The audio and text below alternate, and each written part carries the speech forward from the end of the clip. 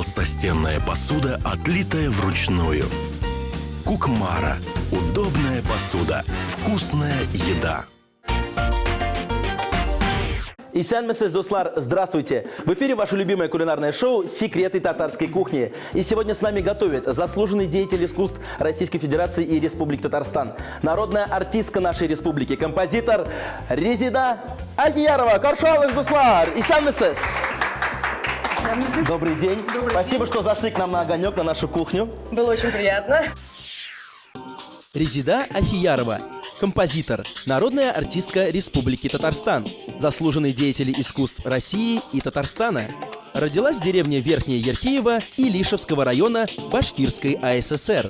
В 1975 году окончила теоретическое отделение Казанского музыкального училища.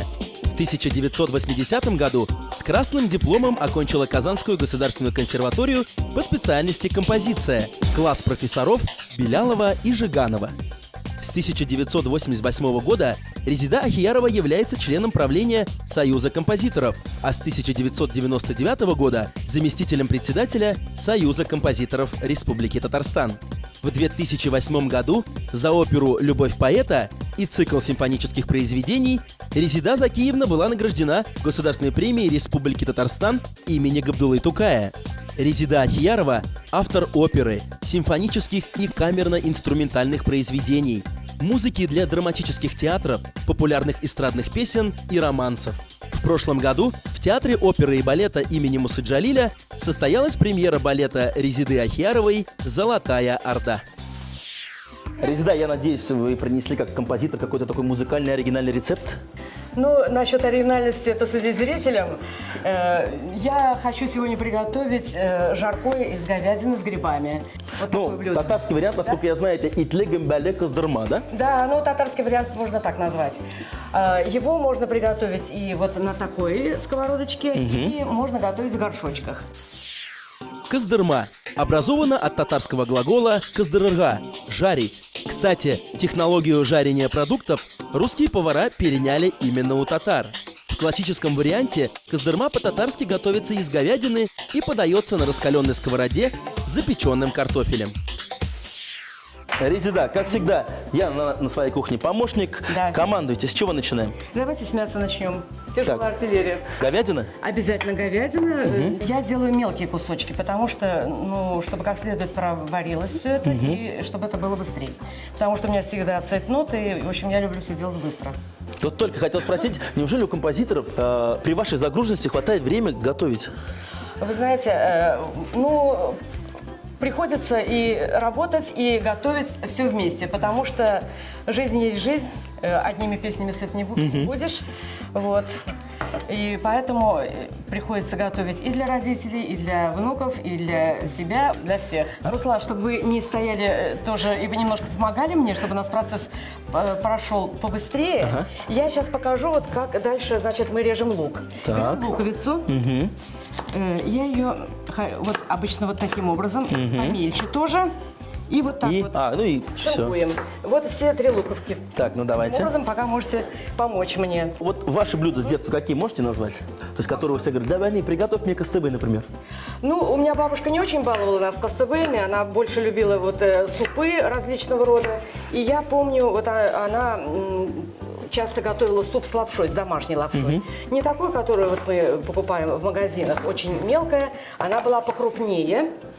И как-то вот этот вкус, он очень вкусным мне казался. И вот недавно буквально мы такую лапшу делали, такая, ну, мясистенькая такая лапша, домашняя, очень моя вкусная. бабушка в Нурлатском районе тоже делает лапшу, и мы ее называли бармак-хатле. То есть она была с толщиной Да, вот, с палец. да. И вот эта лапша, она очень вкусная на вкус получается. Так, вот вторую луковку Так, еще вторую идет, луковку, да? Так. Мясо тут тоже. Ну, все, я мясо тут распределила. Ага. Давайте ваш лук. Лук. Сейчас мы его тоже аккуратненько высыпем. То есть мы сразу на противень, да, мясо, Да. лук, Мясо, слоями. Все слоями пойдет. А вот Раз у нас мы не не горшок. добавляем подсолнечное масло, получается, да? Мы потом сделаем. Ага. До этого дойдем. Не торопись. Теперь, да, все по порядку. Теперь мы грибочки красивенько режем. Шампиньончики. Да, вот так вот лучше положить, наверное, удобнее. Вот один грибок я нарежу. Ну, где-то половина вот этих грибов, Половина. по крайней мере, да. можно нарезать. Вот такие красивые шампиньончики у нас получаются. Так, ну с грибочками я справляюсь. А я буду тут в это время заниматься морковкой. Мы друг другу помогаем. Скажите, пожалуйста, вот а как вы пришли в профессию? Вот все-таки композитором, ведь, мне кажется, во-первых, еще композитор и девушка, это все-таки вот редкость. Ну да, в общем-то, правда, сейчас это приобрело более такие значительные масштабы при пришествии женщин в музыку и, в принципе, в композиторское, так сказать, ремесло. Ага. Вот. А я пришла тогда, когда еще действительно мало кто этим занимался. Начала сочинять музыку очень рано, когда еще училась в музыкальной школе по классу скрипки. И у нас образовались курсы значит, композиции. Это впервые в городе. Лоренц Иванович Блинов был такой педагог. Вот он вел такой класс композиции, но я стала сочинять еще раньше. Когда вот привезли, купили у меня родители пианино в первом классе, поставили этот инструмент дома, я стала пробовать, что же вообще первый раз в жизни видел пианино. Потому что я родилась в деревне, мы переехали в город, буквально года 2 только я жила в городе и никогда такого не видела. И стала пробовать этот инструмент, и вот таким образом мне это очень понравилось. Я стала как-то так постепенно овладевать и скрипкой, и фортепиано, и сочиняла и на скрипке, и на фортепиано. Начиная с 7 лет. То есть 7 лет Да, вы 7 занялись лет. творчеством. А композицией в школе стала заниматься уже с 5 класса. Вот так вот. То есть вот достаточно рано я пришла к В творческому музыку? процессу, да. Ну и не самое главное, не прогадали.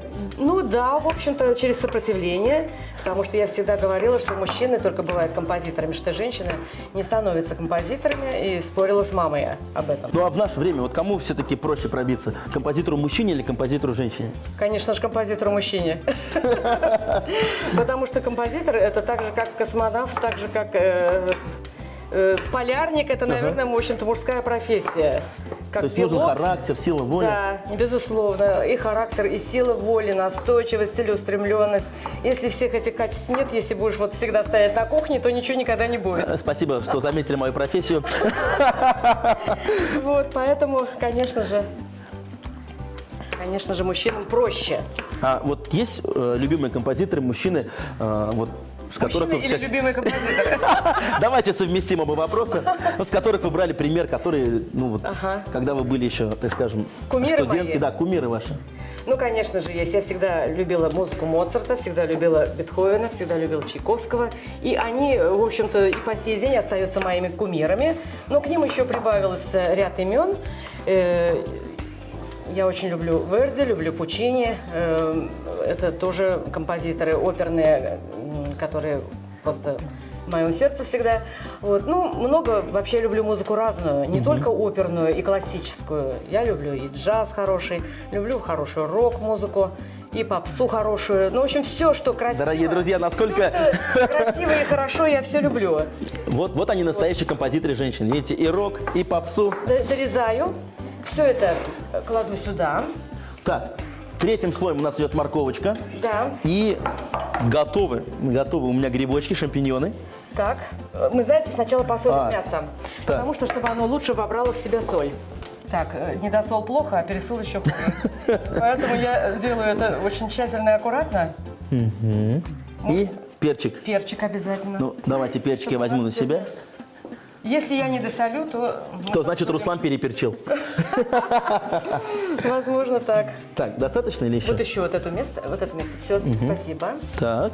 Так, дальше мы кладем грибочки. Давайте, они готовы у нас. Мгм. Так. Это у нас последний слой будет, да? Так, и еще мы немножко положим чернослива. Его... Чернослив будем резать? Нет, он без косточек ведь? Чернослив без косточек, да? Так, без косточек, значит, мы его просто положим. Ой, как вкусно пахнет грибами. Ой, как вкусно пахнет черносливом. Да. Хорошо. Мы вот так его изредка будем вот так вот Чтобы он мясо. дал свой такой аромат, да? Да. Вот все, этого достаточно. Где у нас бульон и немножко укропа. Мы приготовили куриный бульон отдельно. И будем заливать это блюдо, да? Да, сейчас только я немножечко еще положу зелени. Вот сейчас мы кладем зелень. Ага. Вот. Так. Сейчас это все тоже мы кладем вот так вот.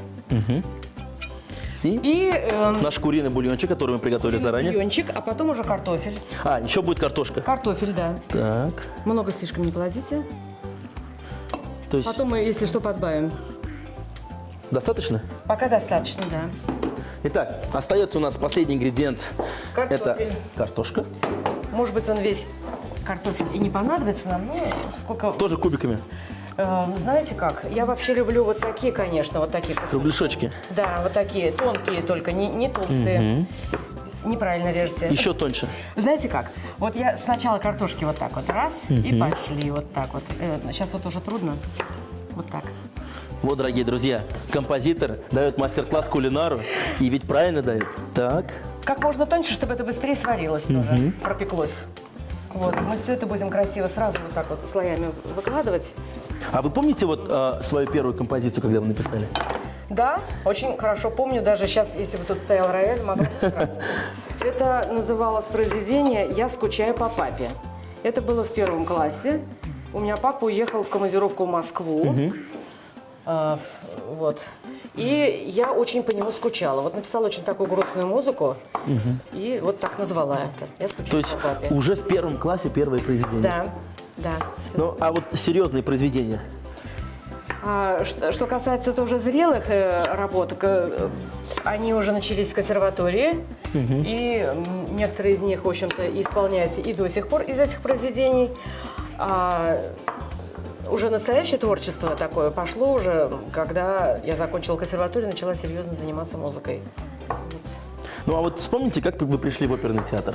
У нас созрели несколько проектов с Ренатом Харисом, и он написал несколько интересных либретто, и мы решили обговорить это с руководством оперного театра. Заинтересует их это или нет. То есть мы хотели написать оперу. И вот один из таких сюжетов оказался очень им близок по интересам. Это касалось либретто «Любовь поэта». Вот это либретто было одобрено оперным театром, и началась наша работа вот таким образом, в общем-то, довольно без проблем. Ну, а почему вот мало татарских произведений все-таки? Ну, это очень сложный вопрос. Во-первых, должны композиторы быть готовы к написанию больших сценических произведений. Это потому что сценическое произведение, оно включает в себя очень много, так сказать, параметров. Так же вот как блюдо включает много ингредиентов, и все они должны, так сказать, сочетаться между собой. И тут в данном случае тоже, в общем-то, нужно быть готовым к этому. Потом то, что композитор и либретист предлагают, ныне здравствующие, это должно интересовать оперный театр, входить в сферу интересов.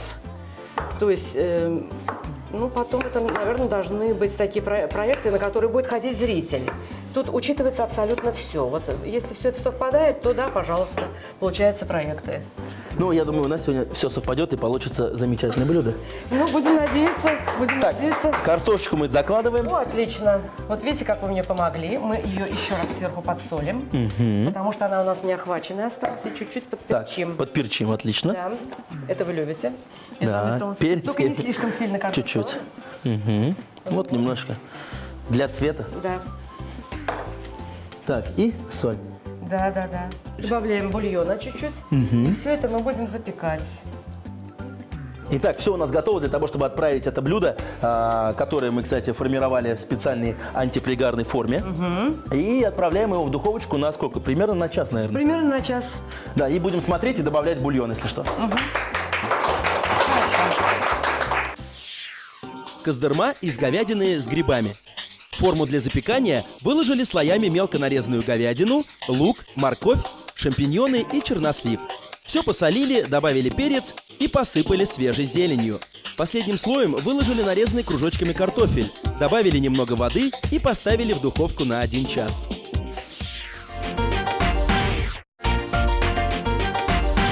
Мы продолжаем готовить вместе с народной артисткой, композитором Резидой Ахияровой. И наше блюдо номер 1, которое мы с Резидой уже отправили в печь, итле гюмбале кыздырма. Но я знаю, вы принесли с собой второй рецепт. Рассказывайте, что это? Это будут ватрушки с джемом. Вот наш джем, клубничный. Да. Так, а какое тесто мы используем? Дрожжевое. Дрожжевое тесто. Ну, вот Сейчас. с тестом я, кстати, так себе, поэтому я, наверное, буду смотреть. Давайте. Немножко. Берем тесто, сделаем вот такой брусочек, его нарезаем вот на несколько частей. Примерно 3 части. Да, ну вот этот брусочек на 3, я так, на мой взгляд, навскидку делаю. Вот, сейчас, чтобы немножечко. Резида, скажите, пожалуйста, вот с таким вашим опытом, знаниями, вы почему до сих пор не преподаете в консерватории? Вы знаете, я принципиально этого не делаю. Были такие обращения, Рубин Кабирович приглашал меня в консерваторию не единожды. Но я предпочла профессию свободного художника, свободного творца, потому что я человек, который не любит где-то вот по расписанию жить. Я люблю вот свободный полет, чтобы меня ничто не держало, и я ни от чего, ни от кого не зависела. А там нужно много писать всяких отчетов, бумаг. Сессии, Да, сессии. плохие студенты, Да. хорошие студенты. Ну и, в общем-то, как-то мне предпочтительнее, чтобы я была, так сказать, свободна в своем выборе. Ну, а за нашими Вот по этой разговорами причине. у нас появилась первая ватрушка. Первая ватрушечка, они очень маленькие у нас. Ага. Давайте вот так вот аккуратненько положим. Вот такие ватрушечки у нас получаются. Как раз вот так 2 раза откусил, чаем запил и Аллаха шакер. Они были маленькие такие. Посмотрим. Так, мы сковородочку. Да, сковородочку, ее немножко маслом смазать. Ну, сковородку мы используем с антипригарным покрытием, поэтому масла много не надо. Да, чуть-чуточку. Ничего не подгорит. Да. Используем татарский канат. Канат. Канат, блин, все это У меня смазываем. бабушка этим смазывала, у меня где-то до сих пор даже у родителей такой канат есть. Ну, мне кажется, вот такой канат, он классика. должен быть в каждой татарской семье, которая Да. любит готовить и любит готовить Абсолютно вкусно точно. татарскую кухню. Так, отпускаем один, да? Бисмиллаху. Да, бисмиллахи-рахмани. Получится у нас блюдо второе и получится у нас ватрушки к чаю. Ну, мне кажется, получается у нас все красиво и все будет обязательно вкусно. Резида, хотелось бы поговорить о нашем Казанском театре оперы и балета. Мне, кстати, очень удивила постановка, когда совместили оперу с балетом. «Спартак», помните, наверное, да? Это блистательный спектакль Георгия Ковтуна. Кстати, вот недавно была постановка моего балета «Золотая Орда». Там тоже есть и хор, и балет, и очень зрелищные декорации. Художники те же самые, Анна Ипатьева по костюмам, и Андрей Злобин – это художник по декорациям. И тот же самый балетмейстер-постановщик Георгий Ковтун. В общем, это такой мощный масштабный спектакль. 24 и 25 февраля, кстати, будет премьера. Приходите на спектакль. Спасибо за приглашение. А кому вот вообще идея пришла первого соединить оперу и балет? Вот это было уже где-то в мире. Ну, такие вещи бывают, но сейчас я точно не могу, боюсь ошибиться, назвать какие-то конкретные примеры. В балете «Спартак» это пришло в голову, я думаю, Ковтуну. И когда мы стали обсуждать постановку моего балета, ну, в общем-то, как-то сразу у меня это однозначно, как-то мне пришло это в голову, и Георгий поддержал. Поддержал и не Да. прогадал.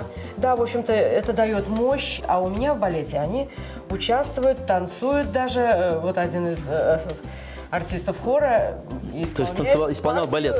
Главного евнуха во дворце. Вот что бывает, когда женщина-композитор. Вот, Даже оперные вокалисты поют. Да, это Ой, танцуют. но он очень смешной и, в общем, такую комическую нотку вносил. Очень, очень артистично получилось, даже неожиданно. В общем-то, его Георгий Ковтун так заприметил, что он может быть вот каким-то вот именно изюминкой какой-то определенной сцены. Он очень такой красивый краску внес в балет. Итак, у нас практически готовы еще ватрушки. один. Да, еще одну ватрушку мы сделаем. Ну и хотелось бы вспомнить, конечно же, 2008 год, Да. когда произведение «Любовь поэта» получило золотую маску. Расскажите, вот ожидали? Ну, это тоже неожиданно было, тем более, что мы не могли вывести этот спектакль в Москву, поскольку в этом спектакле Михаил Панджавидзе ставил, режиссер-постановщик, он использовал сцену, которая, в общем-то, частями передвигается, вот такая вот сцена у нас. И такую сцену нам в Москве мог в то время предоставить только театр Станиславского. Но они выставляли свой спектакль тоже на «Золотую маску», победили у нас конкурентов, и хотя мы просились на сцену театра Станиславского, они как-то сказали, что у них нет возможности. Дважды или трижды показали свой спектакль, а мы, значит, пригласили группу, которая отсматривает спектакли. В Казань. В Казань. Они приехали здесь на месте, посмотрели и выдвинули спектакль по 5 номинациям. И вот, конечно, по всем 5 номинациям никогда в жизни не получается ни один спектакль. И по одной номинации за роль Тукая в спектакле «Любовь поэта» Ахмед Агади получил золотую маску за главную роль моей оперы. Так что, в общем-то, Поздравляем. Это приятный такой момент был для нашей творческой группы. Итак, ватрушки с джемом мы тоже отправляем в нашу чудо-печь. Прошу, Резида.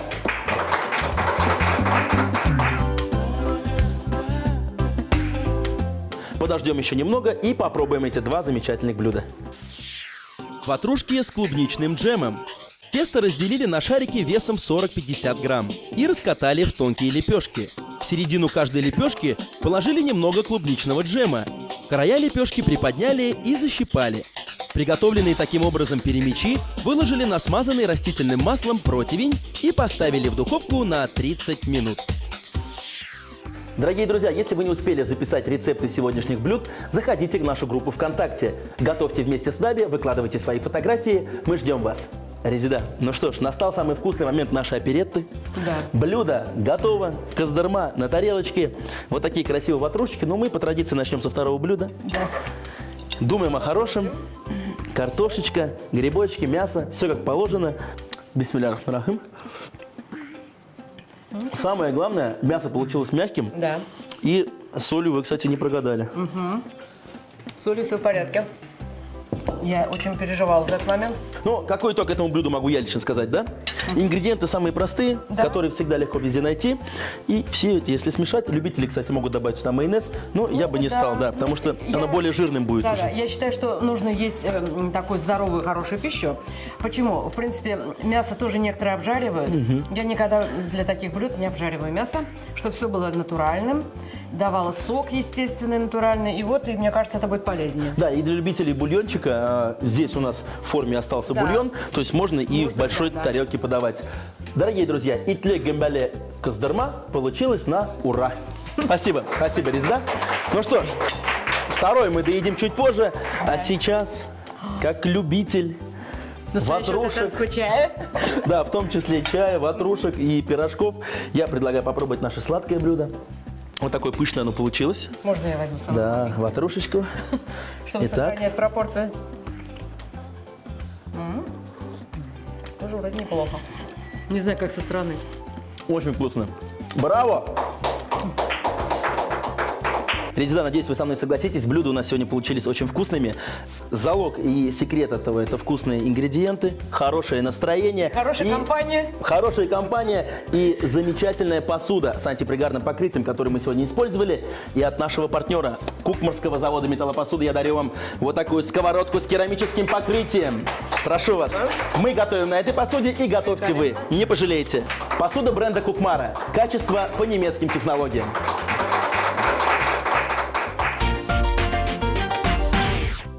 Я, конечно, тоже пришла с подарком. Вот это такой вот сборник моих песен. Я думаю, что вы выучите, будете тут не только готовить, и петь. С удовольствием. Бигзур Ахмад, большое спасибо. Дорогие друзья, как всегда, для вас самые лучшие рецепты и самые лучшие гости. Это была программа «Секреты татарской кухни». Я Руслан Шарапудинов и Резида Ахиярова. Говорим вам пока-пока. До новых встреч. Спасибо, что были с нами.